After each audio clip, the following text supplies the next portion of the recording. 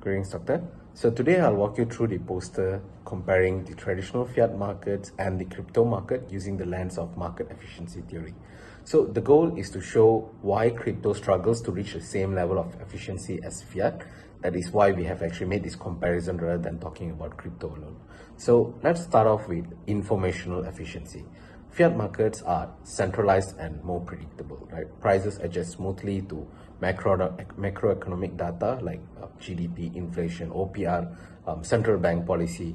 So risk premiums are fairly consistent, and externalities that could cause massive volatilities are something that the banks can actually absorb through their reserves and coordinated regulation. They can step in to prevent these kind of volatile situations.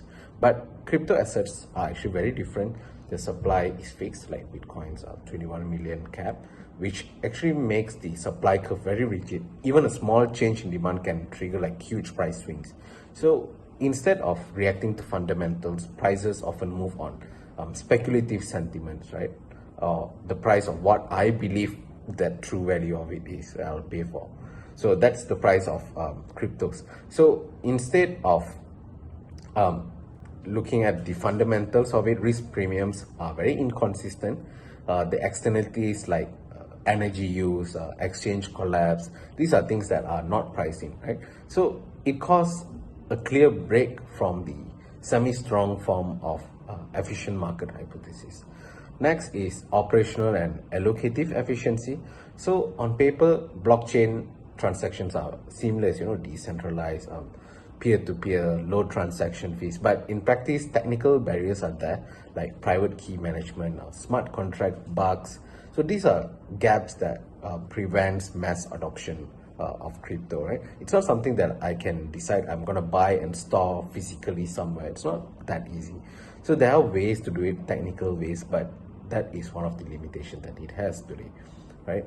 So liquidity also depends heavily on centralized exchanges. So when one fails, like the FTX collapse, the Mt. Gox hack, so capital gets locked up instantly and prices just snap, they misalign, right?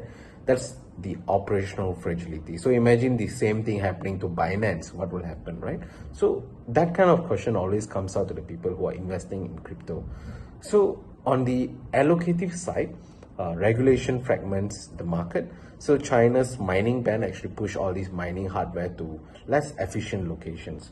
While in the US, some states actually restrict mining and some states actually encourage it. So this non-consistent legal structure actually drives capital toward more lenient jurisdiction instead of more productive ones.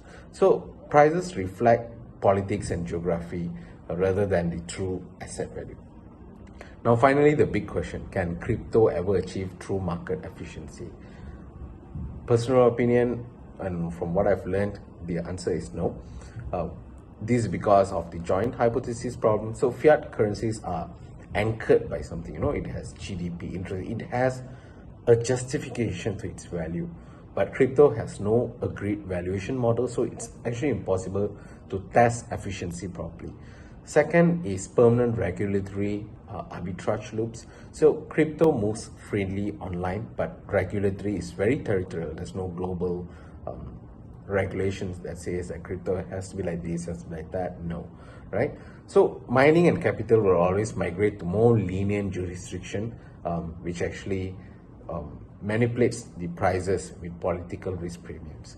So third is the systemic asymmetry, where miners and exchanges often withhold operational data like energy consumption and all. So without transparency, market can't really process this information efficiently.